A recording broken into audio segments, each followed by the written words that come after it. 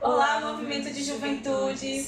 Eu sou a Vanessa Pérola. Eu sou a Taine Soares. E juntas somos do blog Mulheres Curadas. Estamos aqui com a Amanda. Ela tem 24 anos e é do Rio de Janeiro, Duque de Caxias, né, Amanda?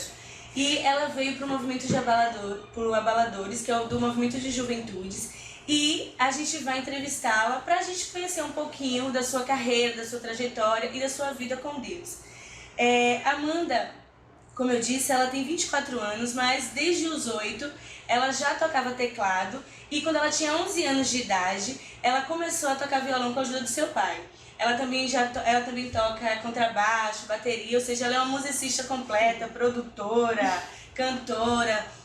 E, mediante isso, ela lançou um vídeo no YouTube em 2013 com a música Seu Amor, e a partir dessa música ela começou a receber alguns convites para ministração, para pregação em algumas igrejas, só que só no ano passado, em agosto, que ela lançou o seu CD.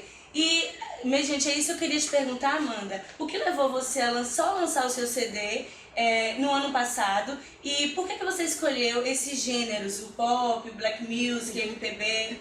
Então, eu vou responder primeiro do gênero. O que acontece é o seguinte, é que à medida que a gente vai ouvindo coisas, né, isso vai influenciando a gente.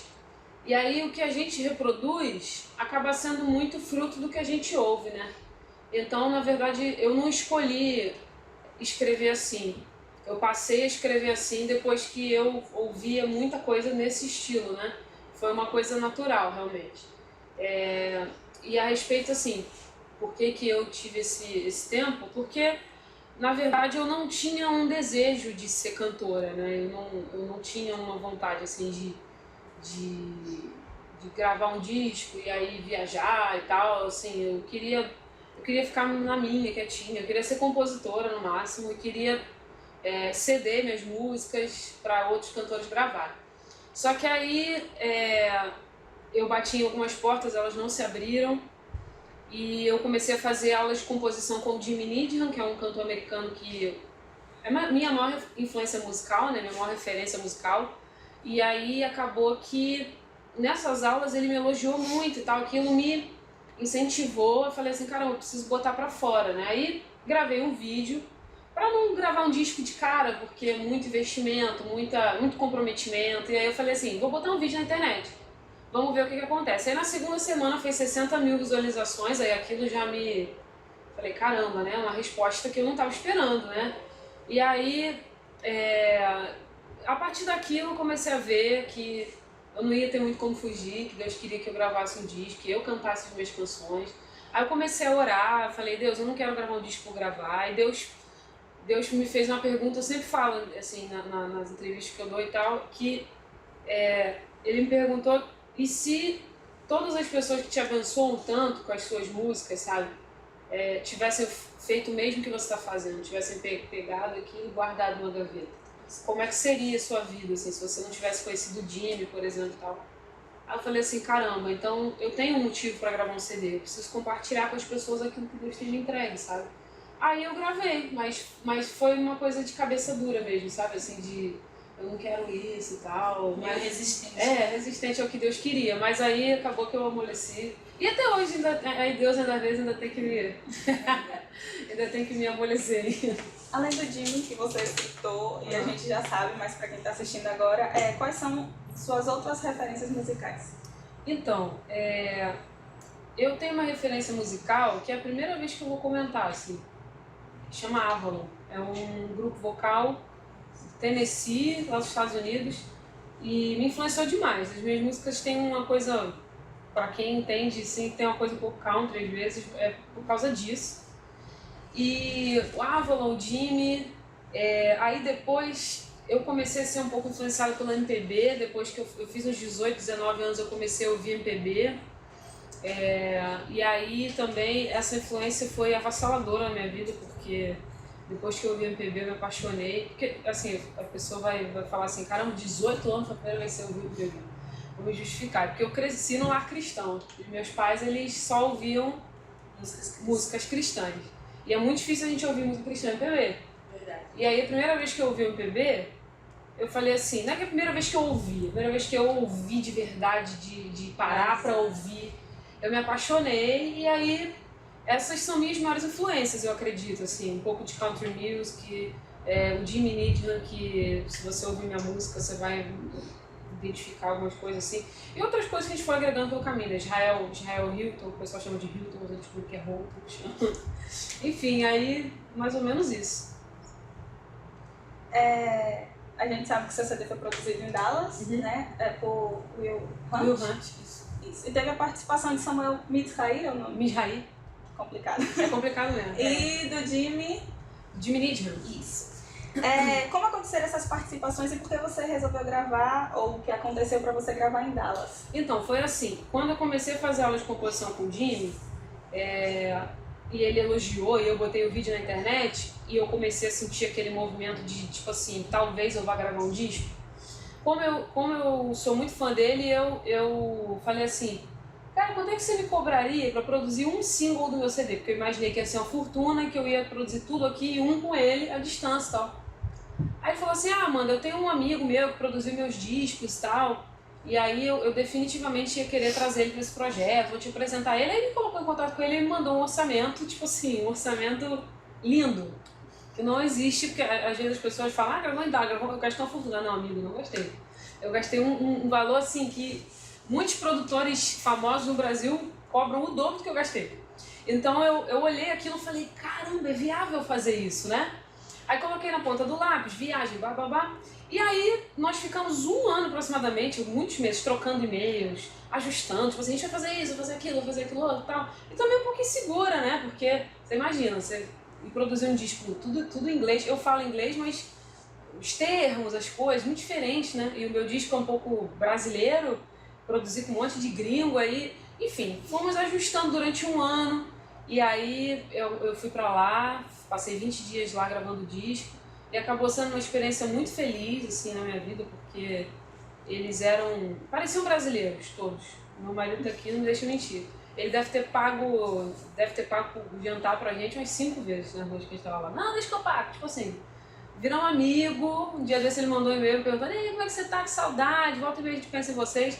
Então foi tudo assim, muito, muito guiado por Deus, sabe? A gente viu Deus cuidando de cada detalhe, foi uma experiência muito legal.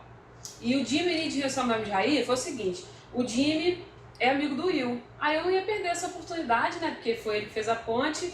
Aí eu pedi quase, por favor, falando assim, tipo, poxa, cara, eu queria muito que você participasse do meu CD, mas fica tranquilo se você não puder.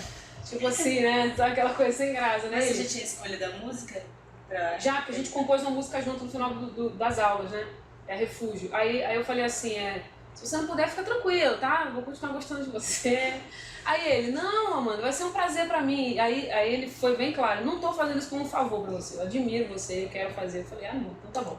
Aí o Samuel tava morando em Dallas nessa época, entendeu? E foi um cara que me influenciou pra caramba também, porque ele fazia um MPB, assim, uma coisa bem brasileira, cristã, né? Então eu chamei ele pra gravar comigo, foi assim, ele tava morando em Dallas nessa época, entendeu? Entendi. No Rio de Janeiro, as suas músicas mais tocadas são a música Mais e a música Seu Amor. Isso. Elas têm alguma história especial? Quando foi o período que você compôs ela? A Mais eu compus pro meu marido, né? Eu já ouvi algumas pessoas falando assim, é pra Deus que você canta? Não, é pra meu marido.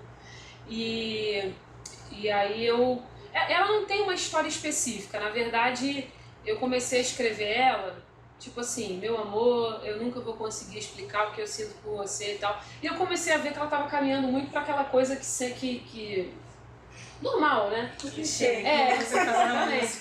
Aí eu comecei a falar assim, cara, mas é tão normal. Aí eu falei assim, mas é tão clichê dizer que você é especial pra mim. Tipo assim, tantas canções de amor já falaram isso. E você merece mais. Você merece que além de eu cantar, eu viva isso, entendeu? Aí eu comecei a escrever e foi assim que nasceu Mais, né? Na verdade, eu tava inspirada, né? E aí, a Seu Amor foi uma oração. A Seu Amor eu tava passando... Se você ler a letra, você vai ver que realmente é um período de dificuldade de alguém que está lutando, né, para permanecer fiel, para permanecer no caminho. E é o que eu acho que todos os jovens passam, né? não, a gente não dá pra gente ser hipócrita e a gente falar assim que a gente é santo, aleluia. A gente é feito de carne e tem momentos que a gente ameaça olhar pro lado, ameaça olhar para trás e a gente tem que falar assim, não, Deus, me toma pela tua mão, me ajuda, porque eu não consigo sozinho. E aquela música foi uma oração num momento muito difícil, que eu queria assim, abrir mão de tudo, não queria mais, assim, eu tava cansada, sabe? E aí eu fiz aquela oração para Deus e ela é tão verdadeira, assim, que tanta gente se identificou com ela, né? Verdade, eu mesmo já orei várias vezes com aquela música, escrevo como oração, porque realmente ela tem sido uma oração, né? Com certeza, é um pedido de socorro a Deus. Vida com Deus. Ainda no ventre você tinha recebido uma promessa, né, Amanda? De que a sua voz seria usada para curar pessoas, para alcançar as pessoas. E a gente sabe que a vida, como você acabou de falar, a vida do jovem é uma vida muitas vezes que inconstante, a gente fica relutando e sentindo dificuldade para prosseguir. E em algum momento da sua vida, mesmo você tendo recebido esse chamado, você se sentiu assim, você até já comentou aqui na última pergunta, mas teve algum momento assim que você realmente parou e ficou em crise e disse, não dá mais, eu não vou fazer isso, ou então esse chamado não é para mim? Vários momentos, inclusive eu vivo esses momentos ainda. Não é fácil você assumir o chamado, são muitos desafios. Você tem desafios espirituais, você tem desafios financeiros, você tem desafios pessoais. São muitos desafios para você assumir um chamado, assim, porque eu abri mão da minha vida secular, entre aspas, para viver integralmente para Deus, sabe? E não é porque eu não tinha outra opção, é porque eu realmente falei assim, eu vou assumir o que Deus quer, porque eu tinha uma matrícula na Faculdade Federal de Administração, e eu tenho inglês fluente, então assim, eu podia ter feito outra coisa na minha vida, entendeu? Mas Deus virou e falou assim, eu quero você fazendo isso aqui, eu quero você se dedicando para isso aqui. E são muitos desafios, não pararam de vir e não vão parar. Eu terminei de compor uma música esses dias que é o seguinte, eu vivo me esquecendo que o que eu não posso esquecer é que o Senhor está comigo, sabe? Porque eu sempre preciso me lembrar disso, todo dia eu sempre preciso me lembrar, o Senhor está comigo, o Senhor vai me ajudar a vencer os desafios, porque os desafios eles batem a porta mesmo, eles não tem pena da gente, né? Então esses momentos de crise, tudo, eles acontecem e vão continuar acontecendo, não é uma coisa assim que eu tive, tenho e vou ter ainda, mas essas coisas amadurecem a gente na caminhada e vão tornando tudo mais, eu acho que mais prazeroso, né? Depois que eu olhar para trás, eu ver tanto desafio que eu deixei para trás, eu vou falar assim, eu tinha que ter feito isso mesmo, não tinha outro caminho para seguir. Verdade, você teve apoio, críticas quando você resolveu largar a faculdade e... Eu tive muito apoio, porque assim, eu casei muito nova, casei com 18 anos, né? E aí, quando eu casei, eu ainda não tinha, na verdade eu já não lembro mais se eu comecei a fazer faculdade antes ou depois de casar, acho que foi antes. Aí eu realmente resolvi fazer faculdade de produção fonográfica, larguei a administração. Falei assim, já que eu vou trabalhar com música, eu vou fazer alguma coisa que eu possa, de repente, trabalhar na emissora de TV, sei lá, alguma coisa diferente de só música, né? E fui fazer faculdade de produção musical e tal. Mas assim, graças a Deus, nisso eu sou muito feliz, assim. Meus pais, eles são pais maravilhosos e se dão muito bem com meu marido, tratam como filho, sabe assim. E eu tive muito apoio dele também. O meu disco, parte do dinheiro foi com uma rescisão de trabalho que ele tinha saído da empresa. E nós dois, ele me apoia muito, assim, o ministério é nosso, então o apoio nunca foi um problema, graças a Deus. Vou fazer uma pergunta que não estava no script, mas é porque quando eu comecei a ouvir suas músicas, na verdade, a minha influência musical é Vanessa. Porque ela descobre as coisas legais e manda pra mim, então eu descubro as coisas legais e mando pra ela. Mas o Sobre Ele a gente descobriu através de uma amiga em comum, né, Thalita? E ela mandou, enquanto a gente estava numa discussão sobre o assunto no grupo do Mulheres Curadas, e acabou ela mandando essa música e a gente ouvia dias e dias, e aí Vanessa me apresentou o resto do CD todo. E aí eu percebi que em Faz a Tua Paz Reinar também fala que mais do que ler, falar. a gente precisa Isso, viver. eu- E a mesma coisa falem sobre ele. Era algum momento da sua vida que você estava vivendo, ou algum recado, assim, alguma coisa que Deus estava ministrando mesmo ao seu coração? A questão, eu acho que está muito ligada à questão da religiosidade, né? Que as pessoas leem muito, falam muito de Jesus, mas não Isso, vivem. E exatamente. como se deu, no caso, essa coincidência das duas músicas que a gente pode chamar de coincidência? É que a leitura que você fez está correta, assim, é realmente muita religiosidade, porque eu vejo muita gente, porque é engraçado, né? A gente se arruma e tal, aí vem aqui, aí vem pra frente da câmera, aí fala e tal, aí sorri. Mas assim, tem momentos que a gente não quer sorrir, que a gente queria estar em casa, sei lá. Então, as pessoas, elas são muito assim, né? Parece que elas vestem uma capa social e vêm fazer o que elas têm que fazer. Só que o que eu tava refletindo era o seguinte, caramba, a gente fala muito e a gente não vive aquilo que a gente fala. A gente fala de Jesus e a gente fala assim, vamos imitar Jesus, vamos ser que nem Jesus. Só que, cara, a gente não tem a mínima ideia do que é isso. Não tem, sabe? Não tem. Eu tô aqui com uma calça da moda, com um sandália da moda, com um iPhone. Cara, Jesus, ele nasceu na manjedoura. Ele não tinha cabeça, não tinha lugar onde reclinar a cabeça. Tipo assim, a gente fala, mas a gente não para pra pensar no que a gente tá falando. E aí, eu parei pra pensar nisso, sabe? Tipo assim, mais do que ler a respeito de Jesus, mais do que falar a respeito de Jesus, eu quero viver isso, sabe?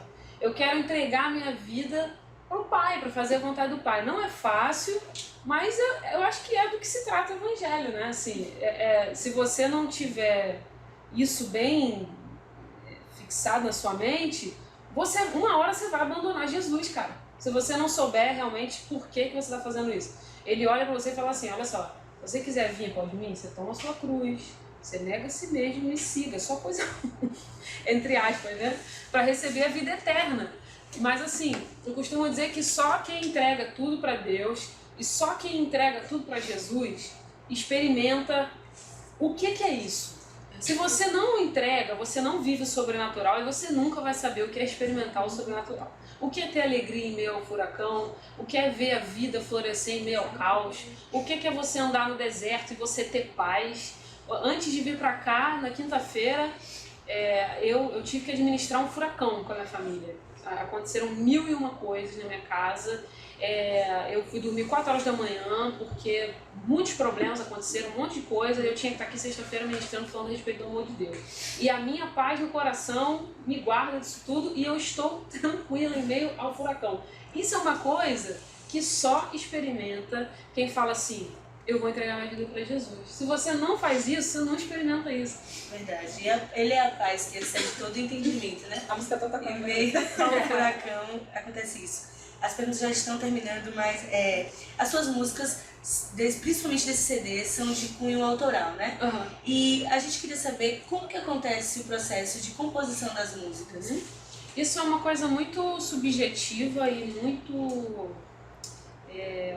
é muito incerto, né? Tem músicas que já teve músicas que eu falei assim, eu vou falar a respeito de assunto tal, e sentei e compus, mas já teve músicas que eu tava... Na verdade, vamos lá, as melhores músicas que eu já escrevi, porque tem aquelas músicas que a gente gosta, mas tem aquelas músicas que a gente tem xodó, né? Eu tenho xodó com Vaso Novo, com Faz a Tua Paginar, com Sobre Ele, e essas músicas geralmente eu começo a cantar do nada. Eu tô num momento assim e eu começo a cantar. Meu furacão, eu falo, é legal, vamos aperfeiçoar isso.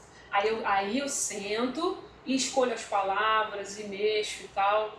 Mas é uma coisa muito instintiva, sabe? Assim, uma coisa muito natural, assim, não tem muito um processo certo, sabe? Como você define assim, seu relacionamento com Deus? Como é a vida de oração de Amanda Rodrigues? Eu acho que a minha vida de oração é muito aquém do que poderia ser. Eu acho que eu poderia orar muito mais do que eu oro. Todo mundo acha isso. Eu acho que eu não oro tanto quanto eu deveria. Mas eu procuro sempre envolver Deus, assim, em coisas que eu julgo simples. Porque às vezes a gente ora quando a gente tem um problema, ou às vezes a gente ora quando a gente quer comprar uma casa, quando a gente vai para outro emprego, quando a gente vai mudar de cidade, em coisas muito marcantes assim. E eu procuro orar sempre com coisas corriqueiras, sabe? Tipo assim, eu vou sair para, sei lá, ir no médico. Aí eu saio e aí antes de ligar o carro eu oro a Deus e peço a Deus para Ele me guiar pelo caminho e peço a Deus para que Ele guia o meu dia para que eu encontre com as pessoas certas, nos momentos certos. Normalmente tem uma oração que me acompanha a vida inteira, assim, desde que eu era muito novinha. 2 orações. Eu peço sempre para Deus me guiar em todas as coisas, tipo assim, para eu só fazer amizade com quem Ele quer, para eu só colar com quem Ele quer. Isso eu sempre orei, sabe? Eu ia mudar de escola, eu falava assim, Deus, eu não quero colar com aquela patota ruim, eu quero fazer assim, quero pessoas, sabe, que o Senhor separou para eu andar e tal. E sempre peço para Ele guiar, assim. E uma outra oração que eu sempre faço, eu acabei me esquecendo, falei tanto. Mas assim, eu tô sempre ligada com Deus, sabe? Por mais que às vezes... Eu não procuro envolver Deus só em momentos muito cruciais, assim. Eu peço sempre pra Ele guiar, sabe? Uma outra oração que eu faço pra Deus é pra que eu não perca tempo, assim. Eu conheci o meu marido quando eu tinha 14 anos e uma oração que eu fazia pra Deus, eu orei pedindo confirmação pra Deus pra saber se Ele era a pessoa certa pra mim. Uma coisa que eu sempre falava assim, poxa, eu não quero assim namorar ele e aí lá na frente descobrir que ele não era o cara certo pra mim. Se ele não for o cara certo pra mim, mostra agora, sabe? Assim, eu sempre faço esse tipo de oração, porque é muito ruim a gente olhar pra trás e ver que a gente perdeu tempo e tal. Então eu sempre, são 2 orações que eu sempre faço a Deus, mas em geral é isso. Tô sempre lendo a Bíblia, sempre meditando em alguma coisa, né? E isso como crente, não como cantora, né? Acho que todo crente tem que ser assim, com certeza. Ter a vida de devocional, né? Com certeza. As suas músicas, ela atinge um público bastante jovem, né? Uhum. Isso foi algo proposital? Você que quis fazer para atingir mesmo o público jovem? Ou você teve um direcionamento do Senhor, uma experiência, algo que Ele falou, não, eu quero que você atingisse esse público? Foi o Senhor ou foi você? Não, foi muito natural. Eu nunca pensei sobre isso, assim, tipo, eu vou atingir tal público. Na verdade, a minha musicalidade caminha para isso, né? Porque você é jovem. Então a minha musicalidade ela caminha para esse lado. Então foi uma coisa que aconteceu, assim, não foi algo que eu planejei realmente. A gente está chegando ao fim. A gente quer saber assim, o que você considera como resposta de oração para a juventude de hoje e o que os jovens precisam fazer para encontrar a sua identidade em Cristo. E, por fim, o que você achou da iniciativa do movimento de juventude em estar trazendo você para Abaladores e a questão do tema do Abaladores tudo. Vamos lá. Calma aí. A primeira pergunta era? A primeira pergunta. O que você considera como resposta para a juventude de hoje? O que eu considero como resposta? Eu acho que eu não entendi a minha pergunta. Assim, a juventude hoje, às vezes, tá muito perdida, né? Uhum. Até os jovens que estão dentro da igreja, muitas vezes estão perdidos, não sabem o seu chamado. Você pode perguntar, chamar um jovem na igreja e pergunta, qual é o seu chamado, o seu propósito? Não sei, sabe? Entendi. Tá muito assim que nem no mundo. Tô vendo. Eu acho que assim, vamos lá. Eu acho que eu vou resumir respondendo essas últimas sem ser a do Congresso. Quando a gente fala assim, de identidade, é um tema muito falado e tal, mas às vezes as pessoas falam muita abobrinha também. É um tema assim que a gente precisa, né? Assim, o que eu, Amanda, acredito que seja identidade. A Bíblia diz que a gente é criado à imagem e à semelhança do Senhor. Isso me mostra que a minha identidade eu não acho dentro de mim, eu acho em Deus. Porque é como se assim, tivessem pego a gente e formado a partir de uma coisa. Então, não tem como encontrar a identidade da gente dentro da gente. É em quem formou a gente. Quando a gente fala de identidade, a gente fala de origem, né? De onde eu vim. Então, assim, eu acredito que a gente só encontra a nossa identidade no Senhor. Foi assim comigo, tem sido assim comigo, e eu creio que é isso. Eu creio que é quando a gente olha para Deus, quando a gente busca em Deus, Ele vai mostrando quem a gente é, sabe? E a gente vai se descobrindo e é natural, não é um negócio que a gente fica em crise. Então eu acho que E existe sim crise de identidade, claro, eu já tive e tal, às vezes tem, isso é coisa de jovem, né? Mas uma coisa é você não se entregar, você precisa olhar para o Senhor e falar assim, a minha identidade está no Senhor e a minha crise vai se resolver. Então, eu já tive várias crises de identidade e de também fé. Já tive crises de fé. no sentido de, poxa, se Deus existe, por que isso acontece? Mas uma coisa que eu aprendi é que se você, na crise, der tempo para Deus responder, se você, ao invés de você falar assim, eu não acredito mais, eu vou embora. Se você falar assim, Senhor, eu não estou entendendo, eu não acredito, mas eu vou ficar aqui para ver o que o Senhor vai fazer. Cara, uma hora você vai entender. Uma hora Deus vai te mostrar. É assim que funciona. Eu já tive crise assim com Deus que lá não sei quando Deus falou assim, lembra daquilo? Então é isso, isso e isso. Então se você esperar, a vida com Deus às vezes é um exercício de muita paciência. Se você esperar, se você falar assim, eu vou ficar aqui, Senhor, eu vou ficar aqui porque eu não tenho para onde ir, só o Senhor me responde, e aí você vai achar a sua identidade em Deus. Não tem como não acontecer, sabe? Se não acontecer com você, você vem falar comigo. Não tem como, é impossível. É impossível. Você vai buscar Deus, você vai achar quem você é em Deus. Não tem como.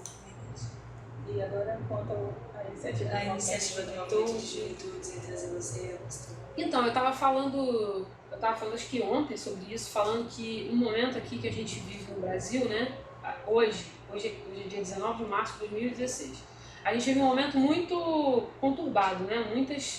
Muitas coisas, né? E eu acho que a estrutura da nossa nação está sendo abalada para o mal, né? Assim, a gente vê um país enfiado numa lama de corrupção e o povo clamando por mudança e tal. E eu acho que é muito simbólico, né, e muito significativo essa coisa dos jovens se unirem em algum momento para buscar a identidade de Deus e para adorar o Senhor. E é uma iniciativa assim que eu creio que gera algo no mundo espiritual, sabe? Assim. E eu pessoalmente estou muito feliz de ter a oportunidade de estar aqui participando desse projeto, participando desse congresso. E é uma oportunidade assim ímpar de estar aqui em Feira de Santana, compartilhando, tendo contato com as pessoas que ouvem minha música, né? Isso é muito precioso. Às vezes a sua música chega em lugares onde você não chega, mas é muito legal quando você chega também, você ouve as histórias, tem sido um tempo muito, muito legal de Deus. Acho que até para reforçar a fé, né? Claro, renova, com certeza. Renovar. Então, Amanda, foi muito bom ter você aqui conosco nessa prazer. tarde. E a gente queria te agradecer pela sua disponibilidade e pedir para que você baixe o aplicativo do Movimento de Juventudes. Lá está disponível para a plataforma iOS e para o Android. E que você curta a nossa página no Facebook, Mulheres Curadas, siga o nosso Instagram também, o Instagram do Movimento.